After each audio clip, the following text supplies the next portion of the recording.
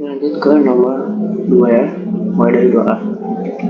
Di 2A itu kita disuruh mencari sebuah gaya dan medan listrik ya pada suatu titik.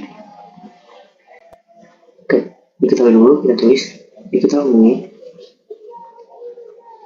bahwa ada Q1 yang 3 kali 10 pangkat yang 4 Coulomb berada di titik 1,2,3 dan Q2 berada di min 10 pangkat 4 Coulomb berada di 2,0,5. Oke, ditempatkan pada ruangan hampa, berarti E sama dengan 0. Oke, tentukan besar gaya F dan E ditentukan pada kedua oleh Q1. Berarti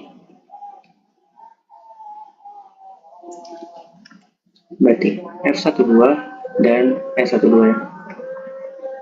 Selanjutnya tentukan medan listrik. Ini dulu deh. Jawab. Kita tahu ya bahwa rumus F adalah 4 pi epsilon 0 kali Q1 Q2 per R kuadrat dengan R kuadrat sebagai jarak di antara kedua titik, dan AR itu vektor jaraknya.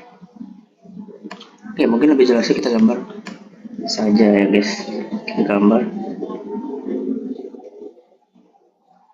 misalkan ini titik 1, ini titik 2, dan ini titik 3. 1, 2, 3. Di sini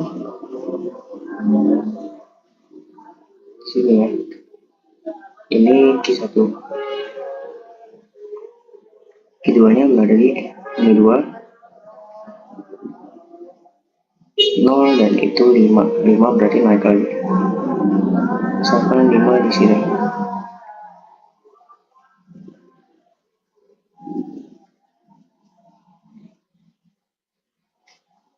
Ini Q2.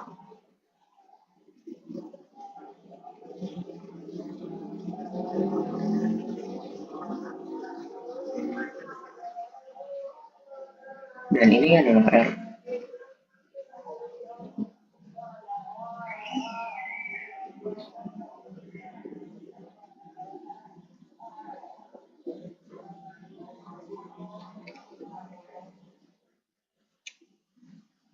Oke, berarti R itu sama dengan, kita bisa lihat segitiganya, berarti Q2, Q1 kan.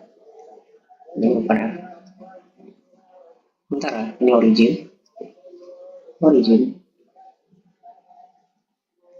Ini Q1, Q2.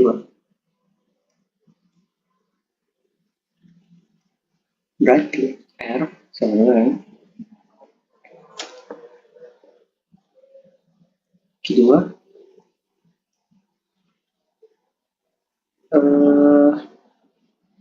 ini ditanyakan di titik Q2 ya. Jadi gini gambar. Berarti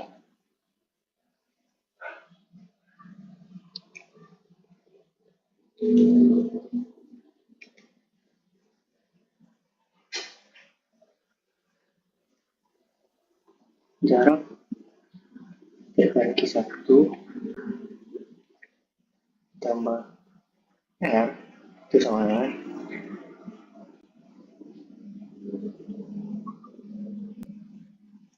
R Q2.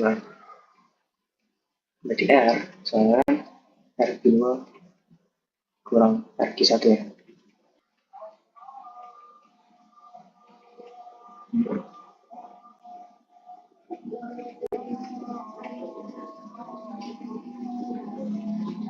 kuadrat tambah 2 kuadrat tambah 2 kuadrat dengan iya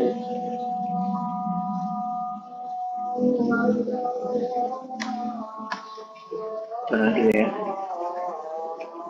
sehingga kita bisa masukkan ke sini ke F, kemudian kita anggap ini sebagai K ya, ini karet K sama dengan 9 kali 10 pangkat 9.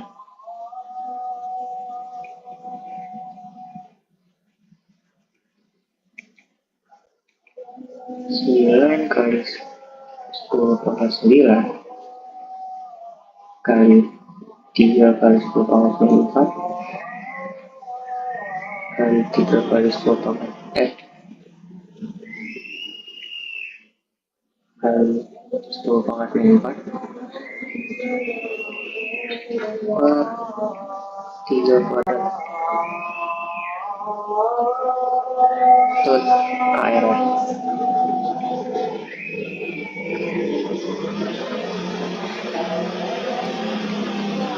AR di sini kita harus cari juga.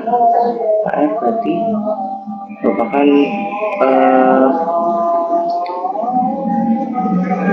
vektor satuan ya dari R. Kenapa harus pakai vektor satuan? Karena supaya tidak mengubah nilai yang seharusnya. Jadi kita anggap satu panjang vektor itu satu satuan. Karena gak ada gunanya juga kan kita mencari vektor panjang-panjang tapi itu bukan fungsi aslinya. Oke, kita cari dulu. 1,-2,2 dibagi 3 ya. Udah dapat hasilnya. Hasil akhirnya -10. Kalau mau lihat apa perhitungan yang agak detail itu ada di diktat saja. Bisa menjelaskan step-stepnya. 10AX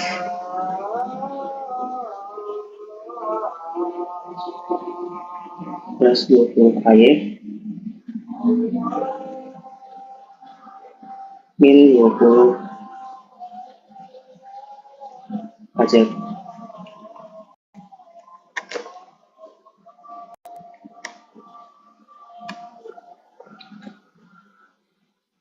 Oke, kita lanjut dari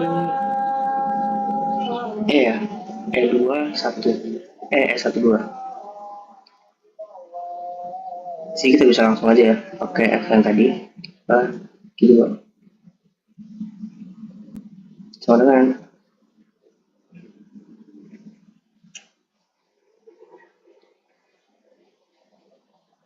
min 10, 20, min 20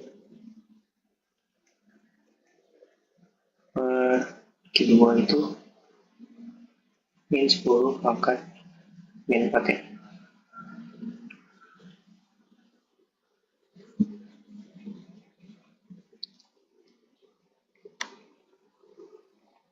Oke, pertanyaan selanjutnya yaitu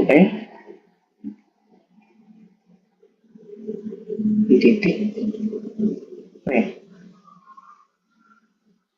3,04,2 terhadap apa? Terhadap yang tadi ya, S12.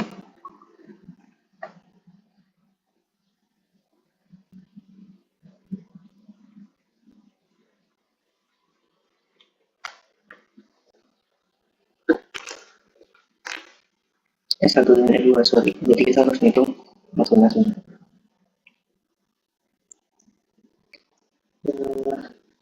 Ya, kurang lebih sama ya untuk perhitungannya. Jadi S1 tambah S2 entah masing-masing jaraknya harus ditentuin. Jarak S1 terhadap B dan jarak S2 terhadap B.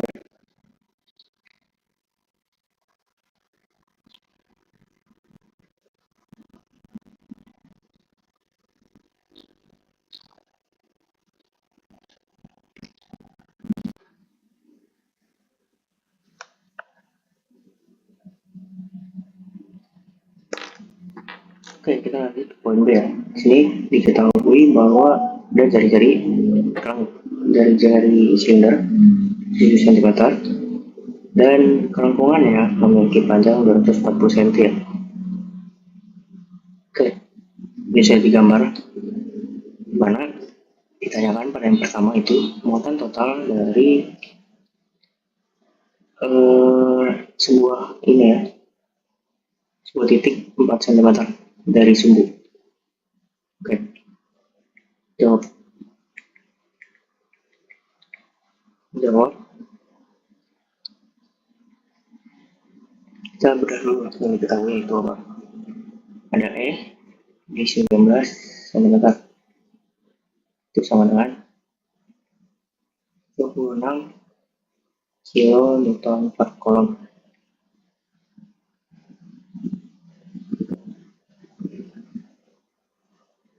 Sementara flux adalah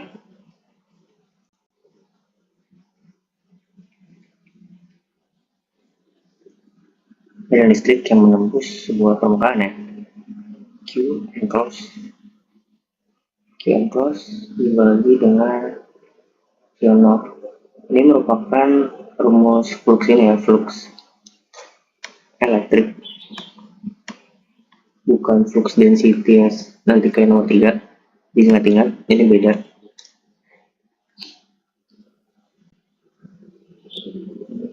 Sehingga karena permukaan ini menembus sebuah permukaan selimut, yang dimana permukaan selimut itu kalau dibentangin itu berbentuk persegi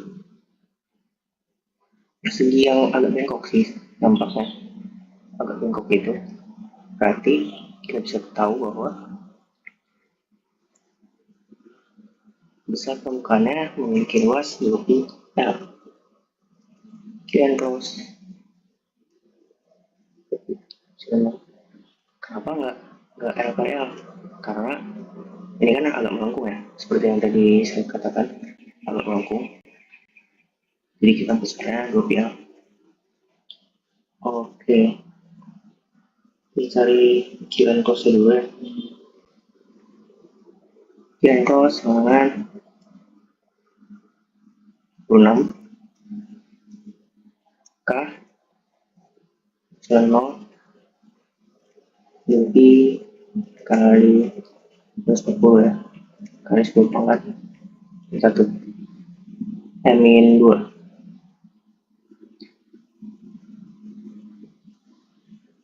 Sebenarnya 9,13 kali 10 pangkat 27.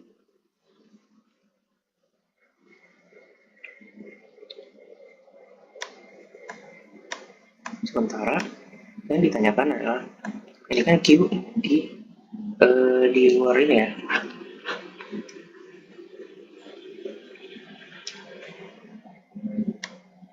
di luar batas mana gambarnya. Ini kan jari-jarinya 7 di luar batas jari-jari keluar. Sekarang ditanyain di dalam di 4 cm. Gimana caranya?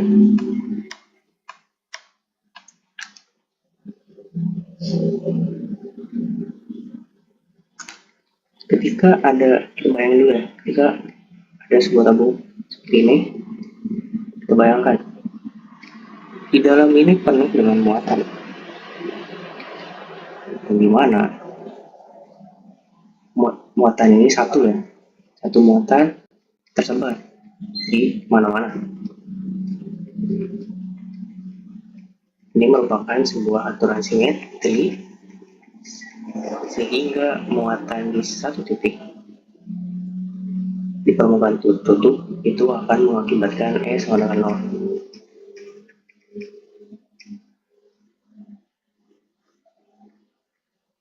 Sehingga Q-nya juga sama dengan 0 ya.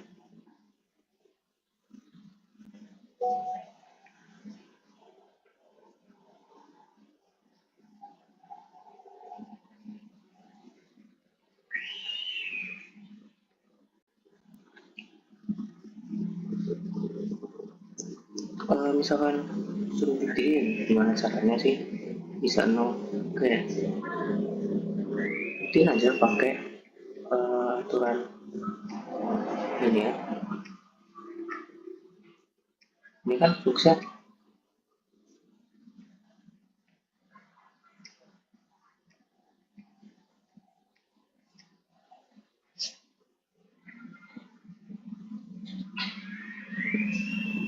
nggak menembus. Ini kan ada permukaan lagi nih misalkan.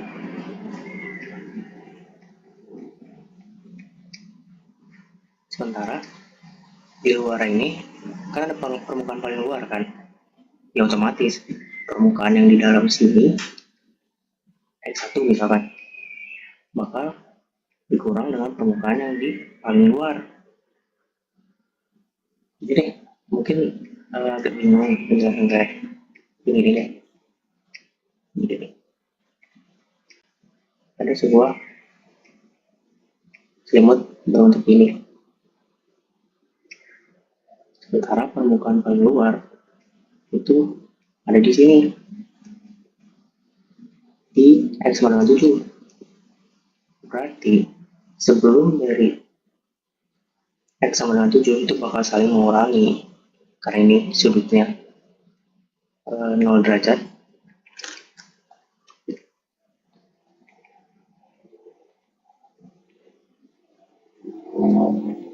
Dan flux ke sini sudutnya 180 derajat sehingga bakal mengurangi lah istilah, jadi sehingga medan listrik dengan 0. Kalau seperti itu ya.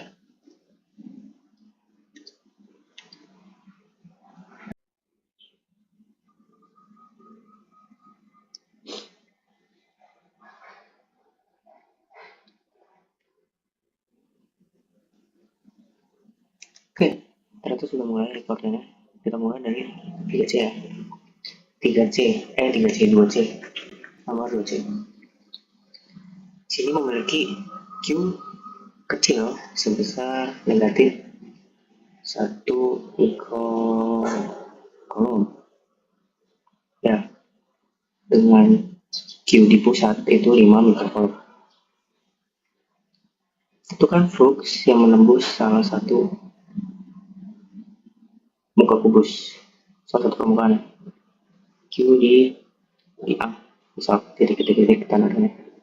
Dan jawab.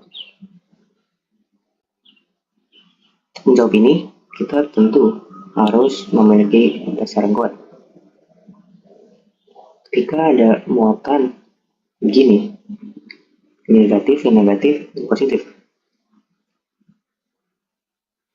Tentu muatan ini akan tertarik. Sini dan akan tertarik satu sama lain ya.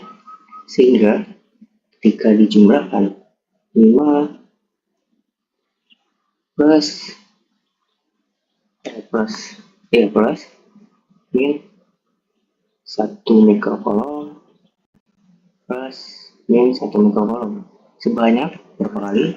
Sebanyak 6 kali ya. Di sini Q kecilnya ada 6, 1, 2, 3, 4, 5, 6. Atas bawah, kanan kiri, depan belakang. Jadi 5 mikro kurang 6 mikro sama negatif 1 mikrocoulomb. Oke, berarti kita cari dulu nih flux total. Flux total sama dengan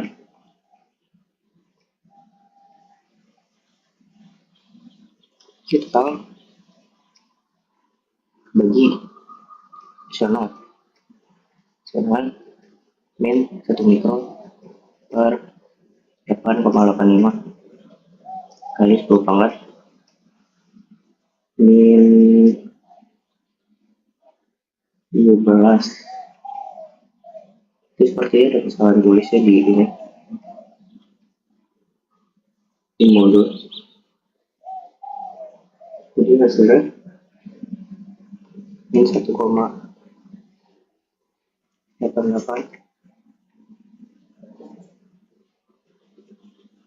kali 10 pangkat 4.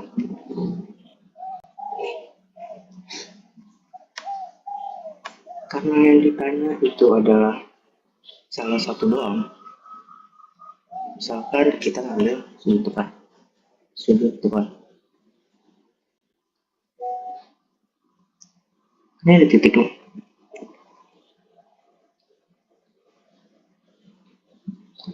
Ini titik positif, ini titik negatif.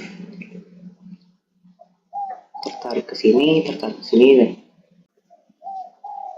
yang atas juga tertarik ke tengah kan. Tapi itu menghasilkan negatif 1 mikrokolom. Berarti hasilnya bukan ke arah kiri, melainkan ke arah luar.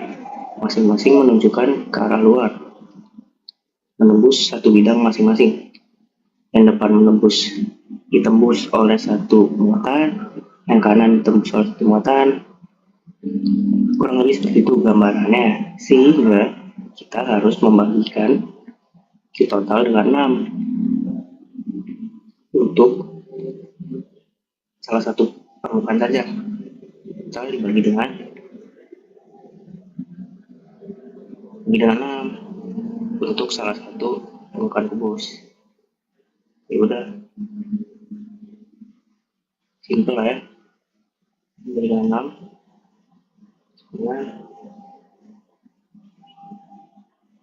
oh sorry, ini tadi salah hasilnya.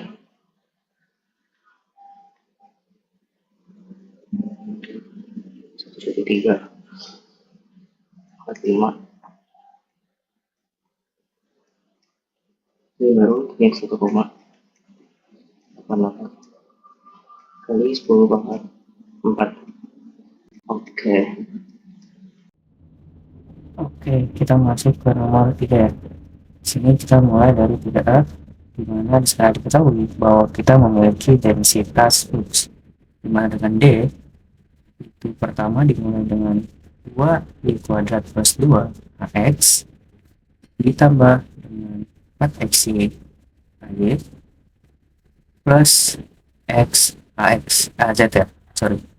Oke, di sini kita harus menentukan sebuah densitas muatan volume flux yang melalui permukaan dan juga muatan total di elemen.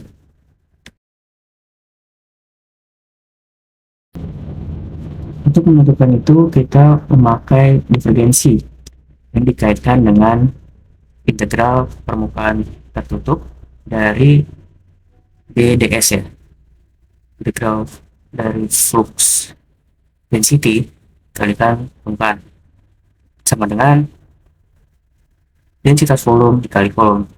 Itu pernah dijelaskan oleh bapaknya kalau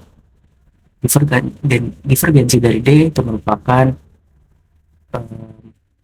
densitas volume. Oke, di sini kita berarti tinggal menurunkan saja, menurunkan dari D terhadap X, D terhadap Y, dan D terhadap Z. Dapatkan dari persamaan yang diketahui bahwa di sana pada dx itu tidak ada variabel x, jadi turunannya adalah 0, dan terhadap y di sana hanya 4x ya. 4x berarti turunan dari y yaitu 4x, dan pada dz itu tidak ada variabel z, jadi 0, jadi hanya tersisa 4x, sehingga densitas volume adalah 4x. Setelah dapat densitas volume, kita tinggal input titiknya saja ya. Min 1,0,3 didapat hasilnya min 4, sehingga kita bisa lanjut ke flux densitas. Mana flux densitas merupakan integral tertutup dari DDS dan sama dengan integral dari rho v dv. Sini kita tinggal masukkan saja yang diketahui rho v dv nya berapa. Rho v nya tadi adalah 4x, dan dv nya ini karena bukan surface integral, surface ini bukan surface spherical atau silinder, jadi kita hanya pakai dz dx.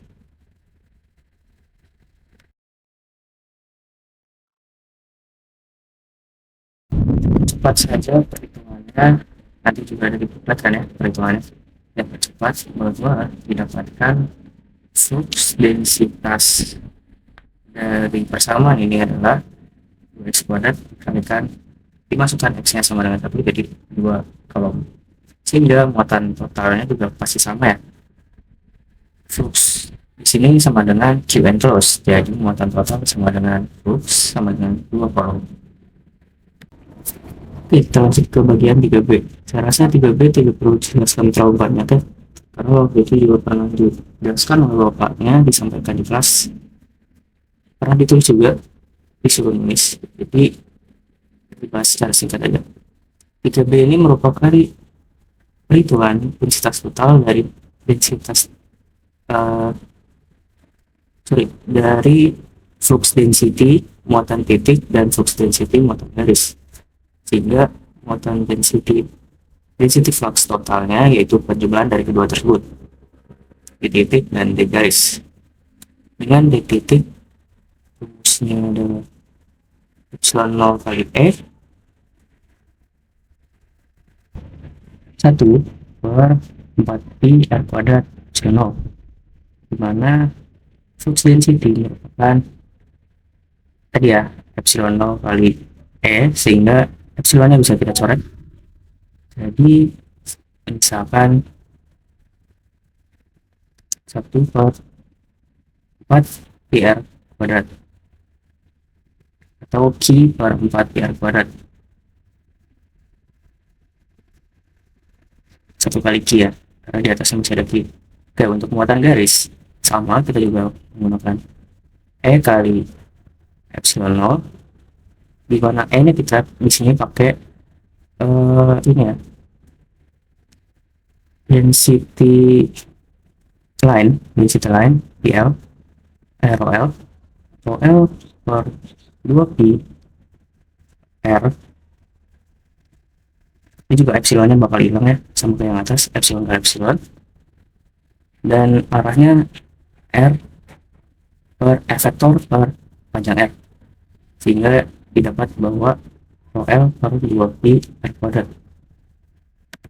Misalkan ada yang bertanya-tanya, aduh kok mengapa berbeda gitu, mengapa nggak 4pi R kuadrat aja sama kayak yang titik?